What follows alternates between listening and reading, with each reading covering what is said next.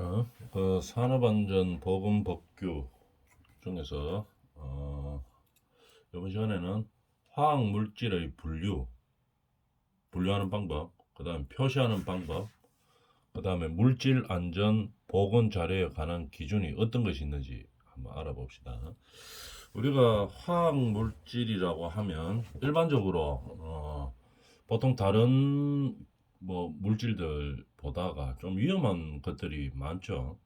왜냐하면 화학 반응이 일어나기 때문에 그런 거죠.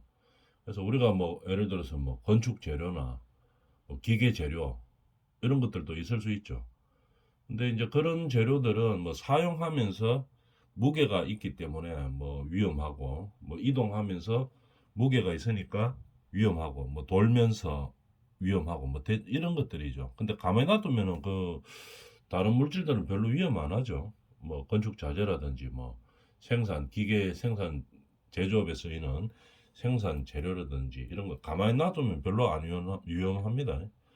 그런데 이 화학 물질이라 하는 것은 이게 가만히 놔둬도 반응이 일어나죠. 물론 움직이면 더 위험하지만 가만히 놔둬도 위험하는 경우들이 많이 있습니다. 그래서 우리는 화학 물질에 대해서 특별하게 더 안전성을 더 요구하고 있죠.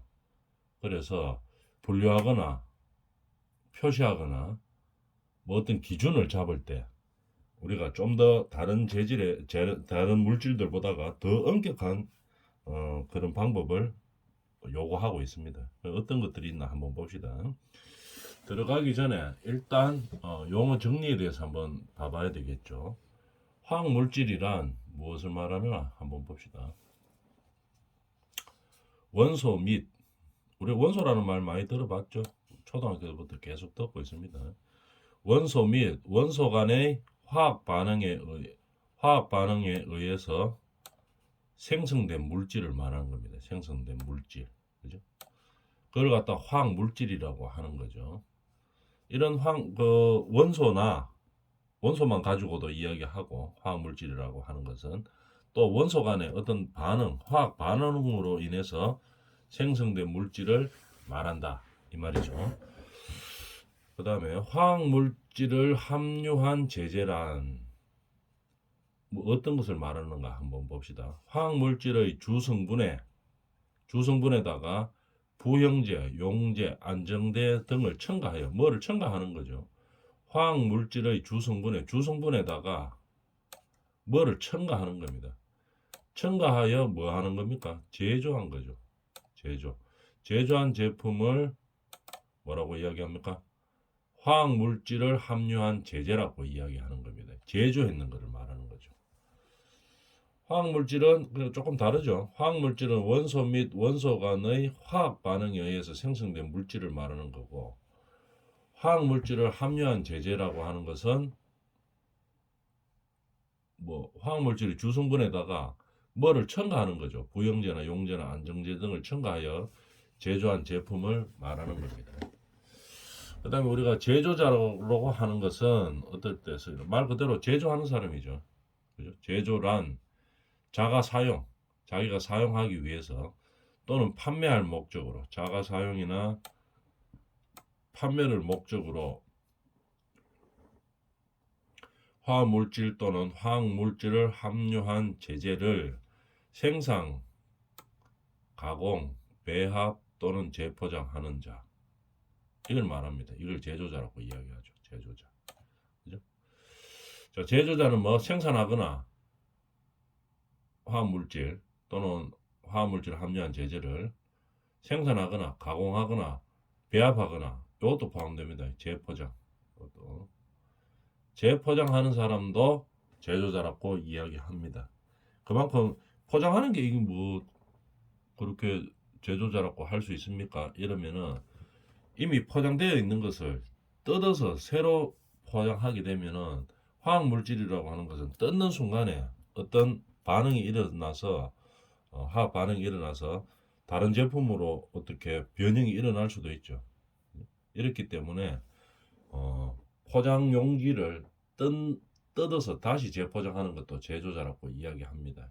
목적은 자기가 사용하는 것도 포함된다 이 말이죠. 자가 사용 또는 판매할 목적으로 하는 것을 말하는 거죠. 그런 사람을 제조자라고 정의합니다. 수입자 말 그대로 판매 또는 자가 사용을 목적으로 하고 있죠. 자가 사용을 목적으로서 외국에서 국내로 들여오는 자를 말하는 거죠. 무엇을 화학물질이나 화학물질을 함유한 제재를 들여오는 자를 수입자라고 이야기합니다. 그런 식으로 알아놔주면 되죠. 용어 정리입니다. 자, 그 다음에 용기, 포장, 반제품 용기에 대해서 용어 정리를 하고 있죠. 그럼 용기란 뭐냐? 우리가 용기라는 말을 많이 쓰죠. 용기 하면은 어떻게? 고체 또는 액체 기체의 화학물질 또는 화학물질을 함유한 제재를 직접 담는 겁니다. 직접 담는 것. 그죠? 직접 담는 것을 말하는 거죠. 직접 담는 뭐 어떤 거. 플라스틱이라든지 뭐 합성으로 만든 뭐 강제라든지 그죠? 철 제품. 그다음에 저장 탱커, 뭐 유리라든지 비닐 포대, 종이 포대 이렇게 직접 담는 것을 말하는 겁니다. 그걸 갖다가 용기라고 이야기한다 이 말이죠. 우리가 용기에 담는다 이렇게 이야기하죠. 그죠? 어떤 뭐 플라스틱 용기에다가 담는다 이렇게 이야기하죠. 이런 걸 갖다가 용기라고 이야기하는 겁니다. 근데 다만 레미콘 컨테이너는 용기로 보지 않는다 이 말이죠. 레미콘이라든지 컨테이너는 용기로 보지 않는다 이 말입니다. 그래서 뭐 컨테이너에 뭐 담았다고 해서 컨테이너가 용기라고 이야기는 안 하는 거죠. 화학 물질을 쉽게 말하면 플라스틱 안에 요래 담아놨죠 보통. 그러면 플라스틱을 용기라고 합니다. 그럼 포장은 뭐냐? 화학 물질을 담긴 용기를 다시 포장하는 거죠. 그 용기를 담긴 용기를 어디다가 담는 거 이걸 갖다가 포장이라고 이야기합니다. 화학 물질을 어떤 용기에 담아놨어요. 그거를 다시 담는 거 이걸 갖다 포장이라고 이야기하는 겁니다. 포장이 용기를 포장한다 이 말이겠죠. 화합물을 담은 용기가 있는데 그것을 다시 포장해가 있다 이렇게 생각해 주면 되겠습니다. 그 다음에 반제품 용기란 무엇을 말하느냐? 사업장 내에서 상시적이지 않은 경우입니다. 상시적으로 발생하지 않는 경우죠.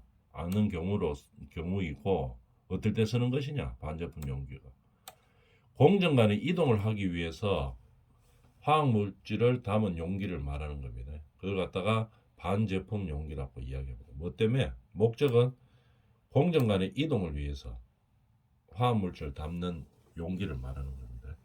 상시적이지 않은 거죠.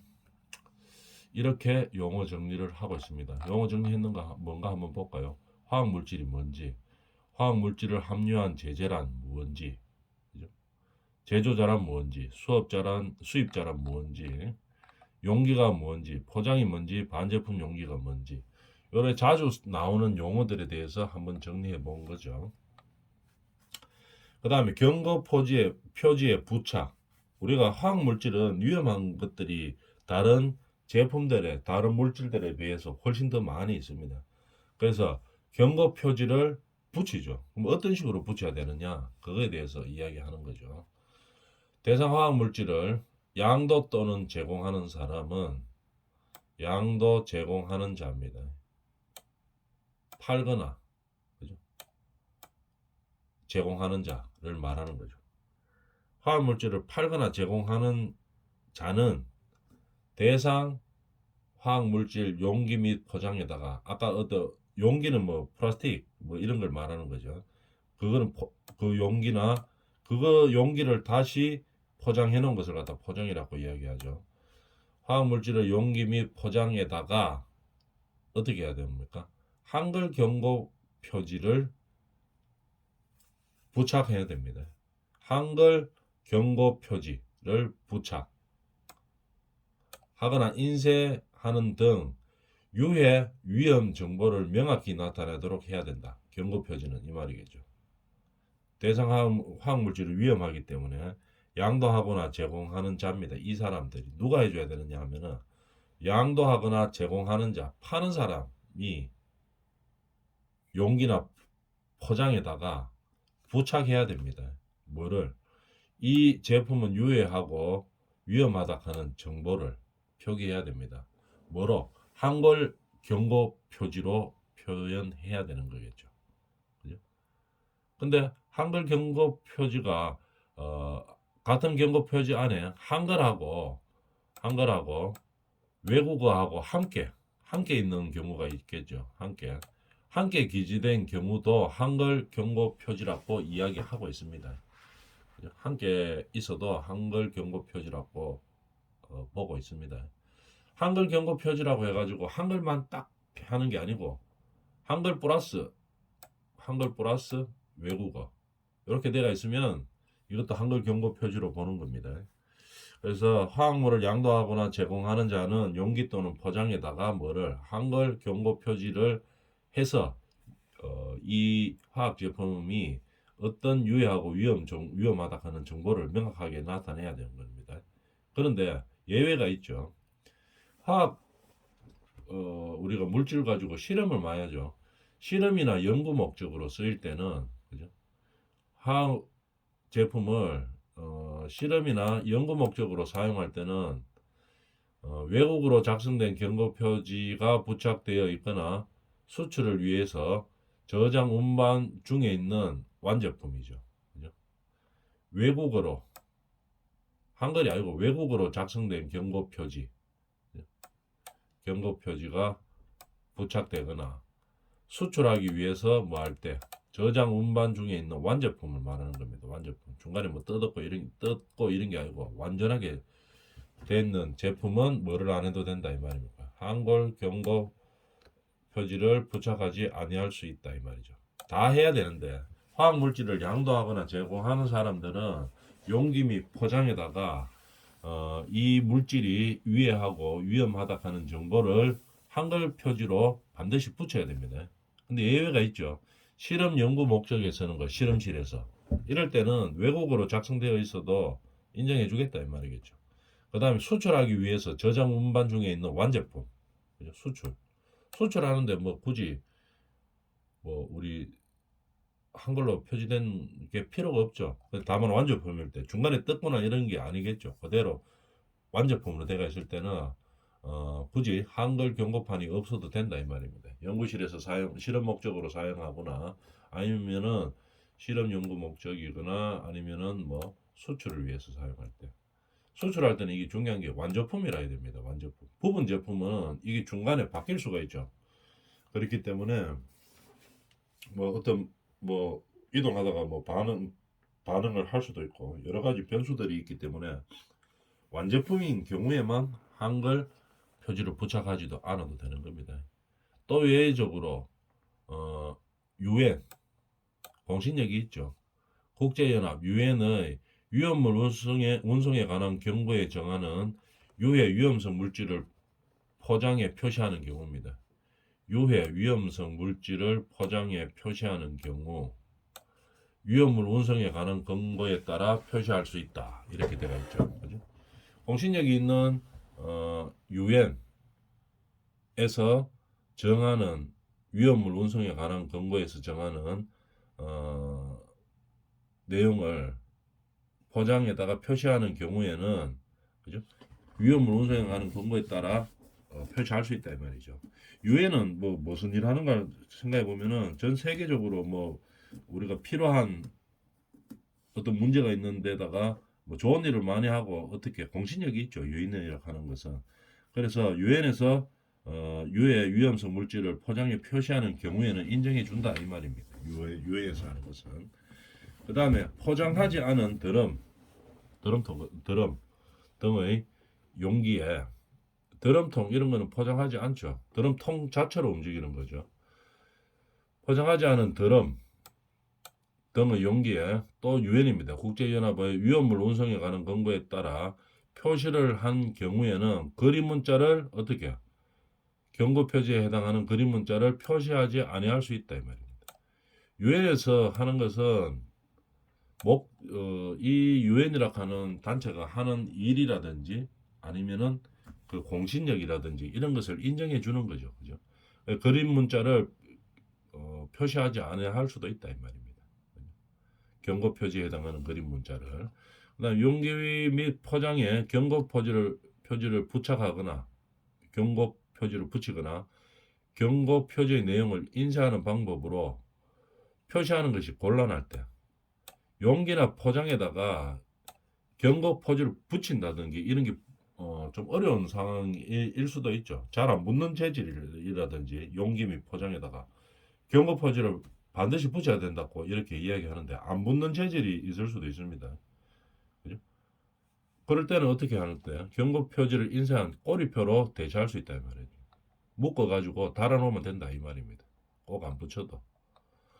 그 다음에 대상 화학물질을 사용 운반 저장하고자 하는 누구?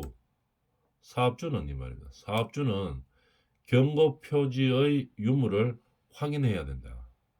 사용하는 사람도 마찬가지입니다. 운반하는 사람도 그렇고 저장하고자 하는 것도 그렇고 이런 사업주가 누가? 사업주입니다. 이거는 경고 표지의 유무를 반드시 확인해야 됩니다. 있는지 없는지를.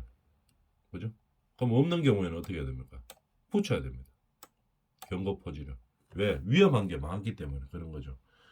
중간에 들고 운반하다가 떨어질 수도 있고 표지판이 아니면 쥐어질 수도 있고 이렇게 되겠죠. 그래서 이런 경고 표지 유무를 확인하고 없는 경우에 달아야 되는 사람이 사용자만 있는 것도 아니고 사용하는 자, 운반하는 자, 저장하는 자 다 의무가 있는 겁니다. 누구라도 이 사용하거나 운반하거나 저장하는 자들은 없으면 붙여라 이 말이겠죠. 그 다음에 사업주는 대상화학 물질을 양도 제공하는 자에게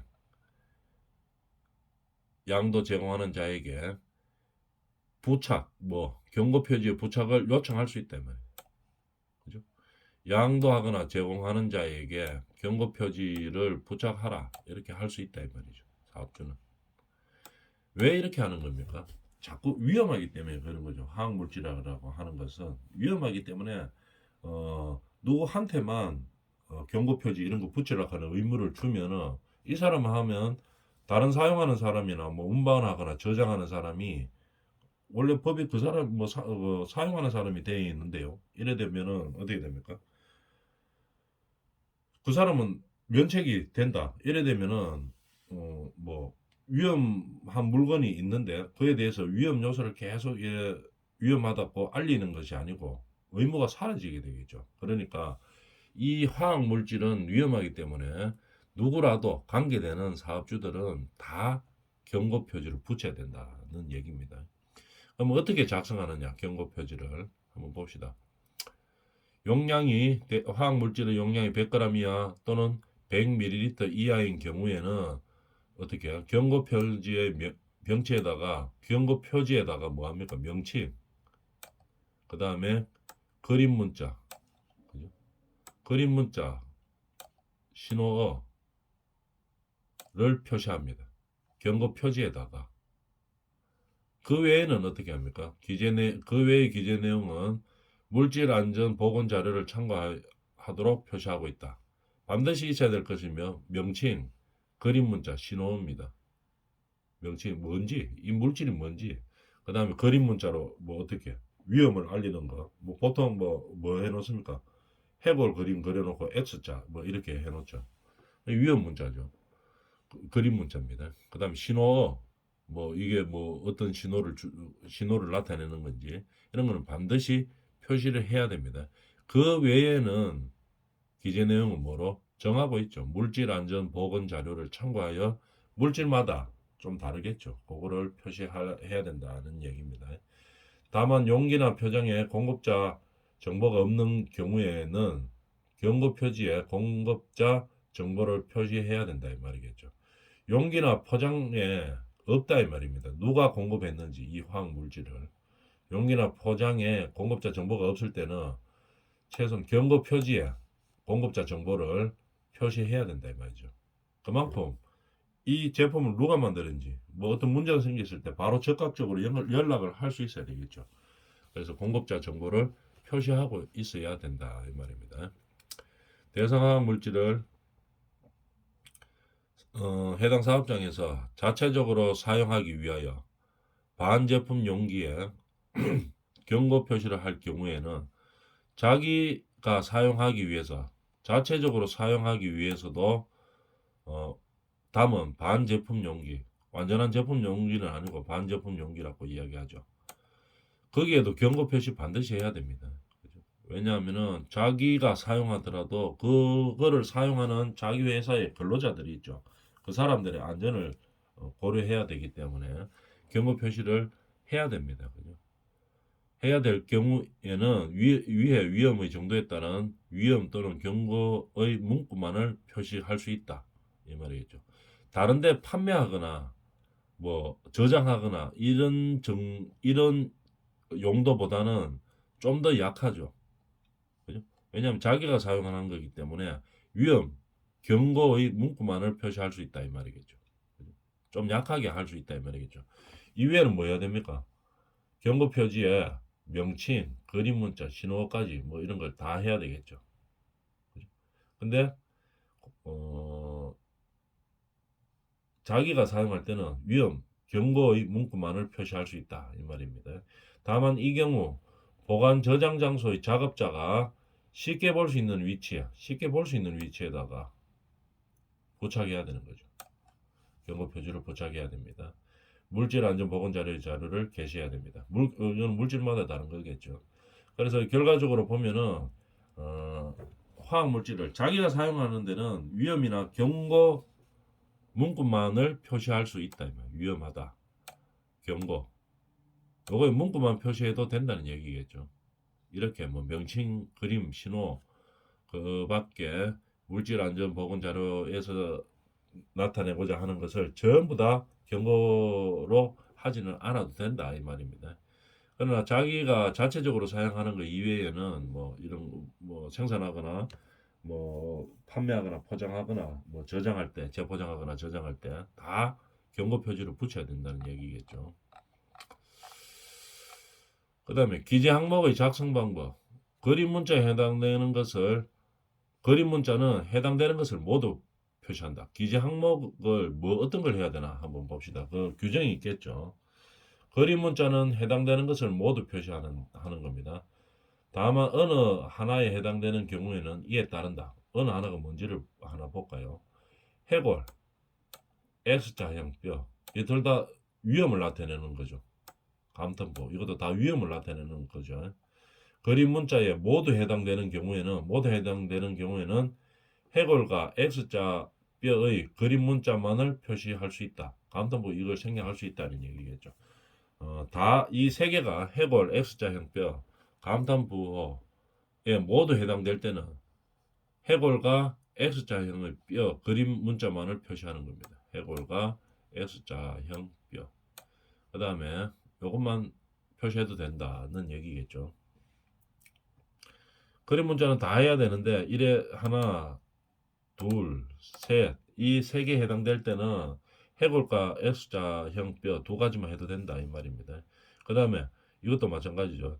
피부 부식성 또는 심한 눈 손상성 그림 문자와 피부 자극성 또는 눈 자극성 그림 문자에 모두 해당되는 경우, 그러니까 하나, 둘, 이거 세 개에 모두 해당될 때는 어떻게 해주면 된다고? 요것만 해주면 된다 이 말이겠죠. 피부 부식성 또는 심한 눈 손상성 그림 문자만 표시하면 된다 이 말입니다. 세 개 해당될 때는 요것만 표시해도 된다는 얘기겠죠. 요것도 마찬가지죠. 호흡기 가민성 그림 문자, 피부 가민성, 호흡기 가민성 그림 문자와 피부성 가민성 또는 피부성 가민성 또는 눈자극성 그림 문자에 모두 해당되는 경우에는 뭐만 하면 된다고? 호흡기 가민성 그림 문자만 표시하면 되는 겁니다. 그죠? 요를 잘라줘야 되겠네요. 지워버릴까요?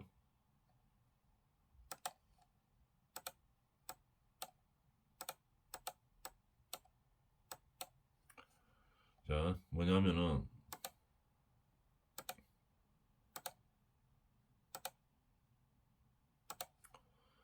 호흡기 가민성 그림 문자, 피부성 가민성 피부 자극성 또는 눈 자극성 그림 문자에 해당될 때는 모두 해당될 때는 뭐 호흡기 가민성 그림 문자만을 표시하면 된다 이 말입니다. 요거하고 피부 가민성하고 요거하고 세 개에 다 해당될 때는 요것만 표시해도 된다 이 말이죠. 그 다음에 또 5개 이상의 그림 문자에 해당되는 경우에는 4개의 그림 문자만 표시해도 된다 이 말입니다. 신호어는 어떤 신호를 나타내느냐? 신호어, 위험 경고를 표시하는 거죠. 위험 경고 모두에 해당되는 경우에는 뭐만 한다고? 위험만 표시하면 되는 겁니다. 위험하고 경고 모두에 해당될 때는 위험만 표시하면 되고, 그 다음에 유해 위험 문구는 해당되는 것을 원래 모두 표시해야 되죠. 근데 중복되는 유해 위험 문구는 생략해도 되는 겁니다. 중복된 한 번 나왔는데 또 뭐 이야기할 필요 없겠죠. 유해하거나 해가 있거나 위험하다는 것은 모두 표시해야 되는데 중복되면 생략 가능한다 이 말이죠. 유사한 유해 위험 문구는 어떻게 조합해서 유사한 거는 어떻게 한다고? 조합해서 하면 되는 겁니다. 중복된 거는 생략해도 되고 유사한 거는 조합해서 한번 만들면 되는 겁니다. 조합해서 표시할 수 있는 겁니다. 알겠죠? 유사한 것을 유사한데 계속 유사한 것도 계속 막 적을 필요는 없겠죠. 조합해서 하나만 딱 적어주면 된다 이런 얘기겠죠. 예방조치 문구는 해당되는 것을 모두 표시해야 되는데 중복되는 건 마찬가지입니다. 중복되는 것은 어떻게 생략 가능한 거죠. 예방조치 문구도 유해 위험 문구는 위에서 했는 거고 예방조치 문구는 지금 하는 거 있는 거죠. 중복되거를 생략하고 유사한 것은 뭐 조합해서 표시할 수 있는 겁니다. 섞어서 하나만 표시하면 된다 이 말이겠죠.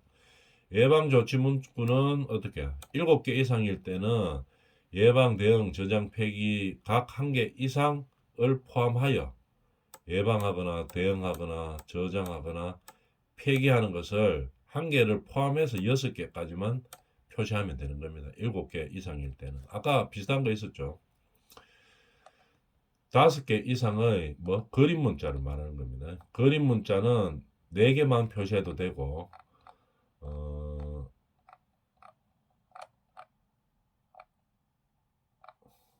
예방조치 문구 7개 이상일 때는 6개만 표시해도 되는데 반드시 예방, 대응, 저장, 폐기 이 4가지는 각 1개 이상 들어가야 된다는 얘기겠죠. 그죠? 자, 이번 시간은 여기까지 합니다.